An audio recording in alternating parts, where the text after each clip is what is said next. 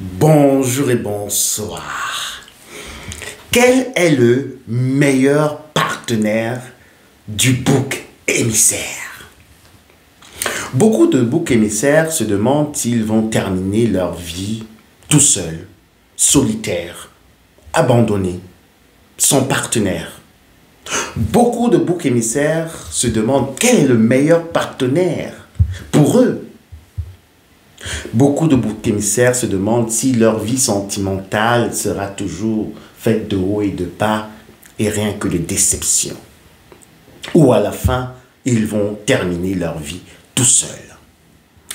Alors, il faut savoir que le bouc émissaire, d'abord, c'est quelqu'un qui vient d'une meutière, une famille dysfonctionnelle, une famille de pervers narcissiques, qui a été rejetée, qui a été abandonnée, qui a été lésée, qui n'a pas reçu de l'amour, qui n'a pas reçu de la reconnaissance de sa propre famille. Donc le bouc émissaire a beaucoup de blessures. Le bouc émissaire est quelqu'un qui est solitaire. Et il a besoin d'entrer dans le désert. Le bouc émissaire doit quitter la famille dysfonctionnelle, la famille de pervers narcissiques, la meutienne, afin d'entrer dans le désert pour effectuer une cure de l'âme, pour guérir de toutes ces blessures d'enfance.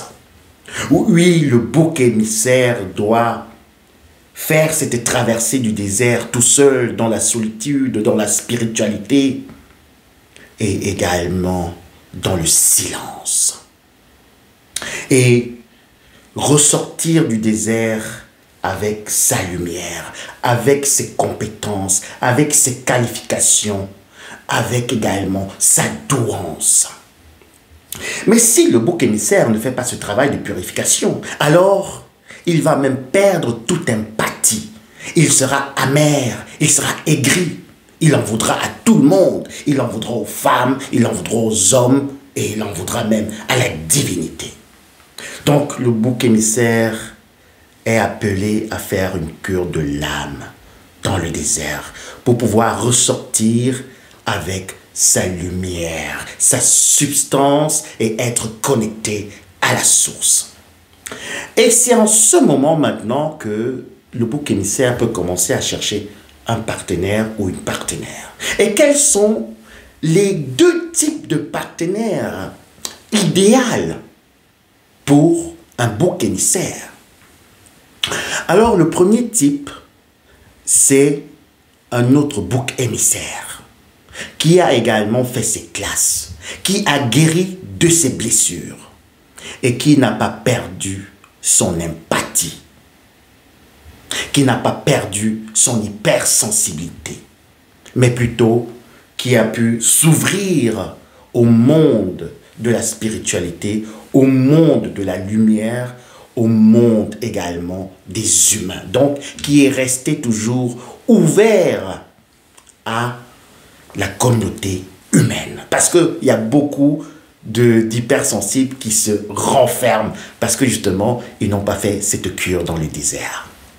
Et le deuxième partenaire idéal pour un bouc émissaire, c'est un hyper empathie. C'est quelqu'un qui a une hyper-empathie et qui provient d'une famille saine, qui provient d'une famille stable, d'une famille, on va dire ici, bien équilibrée. Donc, vous constatez que le bouc émissaire a encore une chance en amour. Le bouc émissaire a encore une possibilité d'entrer en relation avec une femme, avec un homme et de pouvoir fonder son foyer, sa maison et également avoir un avenir avec quelqu'un ou quelqu'une à ses côtés. Donc, ce n'est pas perdu pour vous si vous êtes bouc émissaire. Mais, comme je vous ai dit, la condition sine qua non, la condition qui est très importante à remplir, c'est de faire la cure du venin dans le désert, la cure également de tout ce mal que vous avez subi dans votre famille de pervers narcissiques. Parce que si vous ne faites pas cette cure, vous allez devenir, comme le vice-versa aime toujours le dire, un zèbre à cornes. Donc, un bouc émissaire qui devient même très dangereux pour les autres boucs émissaires.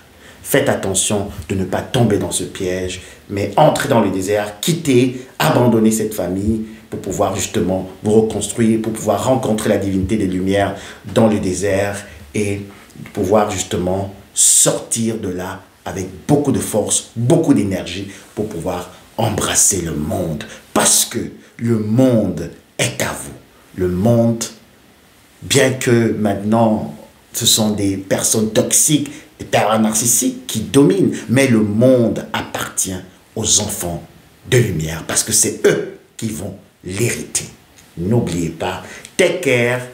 Je vous envoie un gros bisou. Merci pour vos commentaires. Merci pour les pouces. À très bientôt. Bisous.